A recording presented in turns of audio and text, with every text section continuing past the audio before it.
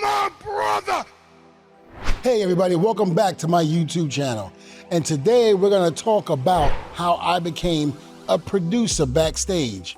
Not only that, but we're also gonna touch on the base about how a match is made, how we put the matches together, and how we make them so successful. So I became a producer back in 2016.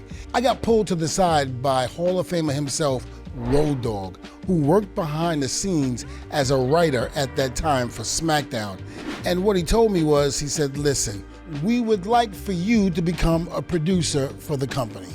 When the opportunity came to me, I looked at it like this: benefits for my family, steady pay. I didn't have to put my body on the line anymore either. So to me, it was a win-win type of situation. A producer is a guy or a woman that basically, when Vince McMahon or whoever's in charge at the time, now would be Triple H, when he tells you he has a vision and he wants to see that vision becoming reality, then it's the producer's job to understand what that vision is, put his little insight in it as well, and then go to talent and tell talent what is to be expected of them. That's what the job is as a producer. A producer also has to help that talent with those ideas on how to put a match together. And sometimes it can be very difficult. And I say that in a sense where you have some talent that don't want to cooperate and they want to go into business for themselves, or it just seems like the vision that is being portrayed to you, you're not feeling it, the talent isn't feeling it, so how do you make it work? I'm not saying that happens often, but sometimes talent and producers can clash heads because talent has one way of thinking and the producer has another. But remind you, the producer's going off of what is said by the boss himself. So you have to try to make that vision from the boss work. And now you have to not only make that vision work for the boss, you have to make him happy, but now you have to help talent to be happy, to come up with those ideas that would help not only the match get better, but your boss happy. Now, when I was a producer, I worked with so much talent. And at first, after being talent myself, I didn't know if the talent on the main roster would really want to listen to what I had to say to them. But I will say this, the talent during that time of me being a producer in WWE, not only did they welcome me in with open arms, but they were welcoming to any ideas that I had to help the match get better. There were many talents that I worked with. I worked with the New Day, the Usos, the Bludgeon Brothers, which was Eric Rowan and Luke Harper, Sheamus and Cesaro. I mean, the list goes on and on. Not only that, but I also had the opportunity to do things my way as a producer, producing the 24/7 title segments. It was great. Vince McMahon told me that I was able to do whatever I want, whatever I felt like this was my baby. And of course, as a producer, when your boss tells you it's your baby and he's giving you full blanche to do whatever you want, within reason, of course, you try to make sure those ideas are great. And for a long time, when I was producing the 24/7 title segments with Tozawa, Truth, and Reggie, it really, really worked. We did some good business together. Working with the Usos and the New Day was right up my alley. You gotta think about it. Me and Bubba, tag team specialists, the Usos, the New Day. It was great. We had some of the greatest matches together, and I was very happy to say, even though I had been in the ring with both of those teams, they looked at me as being a guy that could help them when they got stuck. I was very thankful and honored that both teams, the New Day and the Usos, say, hey D, you have any ideas? Of course, let's try this. And they were open to everything I said, which made it even better. And when you hit a home run in that ring, and the boss likes you for doing that, and then talent likes you, you can't lose. Working with some of the greatest minds in this business was truly an honor and a blessing. I got a chance to work with Michael Hayes. I got a chance to work with Adam Pearce. I got a chance to work with Jamie Noble, Hurricane, you name it. And you know what was great about it? They were so eager to help me to be able to take it to the next level as a producer. I couldn't be more grateful for all their knowledge and support and helped me to become that producer. You see, I lasted 7 years as a producer in WWE. For those of you that know how the business works within, you know that's not an easy task. It can be rough working behind the scenes. So let me break it down to you step by step. Here's how it would work. I'd wake up in the morning, leave my hotel, put my suit and tie on, of course, and get on down to the building. We would have to be there by 11, sometimes 10 a.m., and be in a production meeting for about maybe 2 hours, going over every step we had to take to get to the vision that Vince McMahon wanted. You, my friend, had to come up with the idea in a split second when you were called to say, okay, what are you gonna do for your segment? And then you would tell them. They would either say yes or no. Once Vince gave you the okay, you went back to talent, gave them the thumbs up, and we would be in the ring going over everything step by step on what we were supposed to do to continue that vision that the bosses wanted. And that's exactly what we did. We would break it down. I like to work backwards. I like going from the end of the match, the middle of the match, and then the beginning of the match. For me, it flowed better, and that's how I put my matches together when I was talent. So for me, it just flowed better for doing it that way. So we would all start off together. Once we got to the ring together and we started talking about things, we would start putting the match together backwards. So, you know, some people might think pro wrestling is so easy because we already know who's gonna win and who's not gonna win. But what they fail to understand is that we have to make that vision work. We have to make you, the people, believe in what we're doing. And that's exactly what we do. You see, Vince McMahon would tell us who he wanted to win.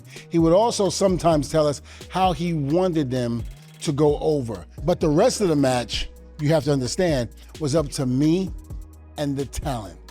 So when we got together with talent, we would put our collective minds together and we basically start putting the matches together. So when the talent goes out to the ring, I have a headset on in the back.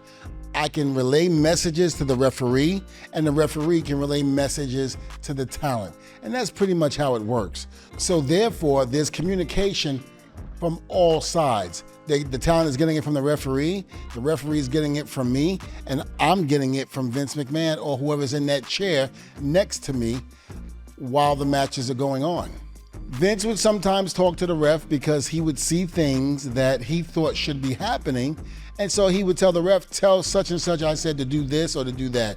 Very rarely did he do it, but he did do it at times. To give you an example, a lot of times with the Usos and the New Day, there were things that Vince wanted to be done. We might have called on the fly. And if that was done that way and we hit a home run, Vince was right there getting up, clapping, saying job well done, or he would give you the thumbs up either way. But either way, if the boss ain't screaming, then you're happy. Talent comes through the curtain, they're happy, the producer's happy, everyone's happy. So you gotta remember, there's a flip side to this as well. If he didn't like the match, he would take the headset off, put it on the table, and look at you, come here. Why did you do such and such? What was the reasoning for that? And you would have to explain it to him, you know, why you did what you did. He would either say, okay, I see that, or he would say, no, that is not what I wanted. This is what I wanted. And you would have to deal with it. And then of course, 90% of the time, the producer would be the one to get blamed. And I used to always say, listen, once they step through the curtain, I can't hold their hands. You know, if we give them the vision in the back and then they decide to go another route and do their own way, I can't stop that from happening. That's something that the big boss would have to reprimand them for. Sometimes he did that, but a lot of times it fell on the producer. We traveled just as many days as a producer than we did as talent. Because now, remind you, we have to be on every show there was. We had to be on both SmackDown and Monday Night Raw. We had to be the first one there at the live events to make sure that when talent arrived, they had their orders on what they had to do, and we had to make sure that they understood. So, you know, the producer's role was very, very heavy. It wasn't easy. A lot of times I wish I was back in taking bumps and doing a lot in the ring, but, you know, it was just rough in the very beginning when I first started.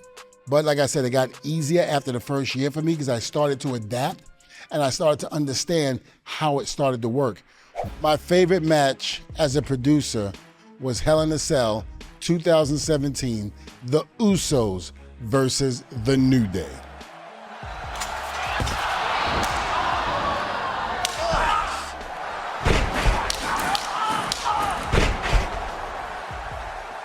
Xavier Woods was handcuffed to the ring post while the Usos took the kendo stick and started just beating him unmercifully. It was brutal. And I felt the agony in Xavier's face with every swing. And I cringed because I knew it hurt. Because after being in the business for so long, you get hit in the right spot with those kendo sticks, it can knock the hell out of you. Trust me. So my reasonings for leaving the WWE as a producer wasn't totally my fault. In other words, I didn't really want to leave. I enjoyed myself.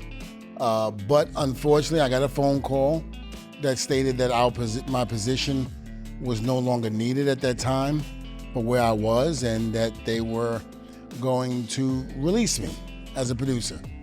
I gotta say, I was visibly upset. I was bothered by it because I really like working with the talent, working behind the scenes. I went from hating being a producer to actually loving it. So it was one of those things where I really enjoyed doing it, but yet it was sad for me to leave. And I've always said I was probably gonna come back and do more business with them. But again, you never know what could happen in the future. So I keep the door open as much as I possibly can.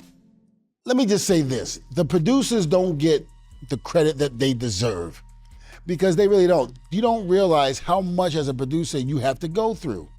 Not only dealing with the big boss when he gets upset, but now talent when they get upset. How do you get both sides to make it work? You as the producer have to be the buffer. And that means you have to be the one that plays to both sides to try to figure out how you're gonna make this work. And this is why a producer's job is so important. So I'm sure one day I'll be back doing my thing with them and being a producer because I love working with the talent behind the scenes. You see, don't get me wrong, I miss wrestling. I miss being in front of the camera. I miss performing for you guys. But I also found a love working behind the scenes. Not only that, but helping the younger talent get to the level that we were at. All right, ladies and gentlemen, that is how a match is put together. So listen, I want to thank you for joining me this week, and I also would like for you to like and subscribe to this channel. So do me a favor, get the tables and testify.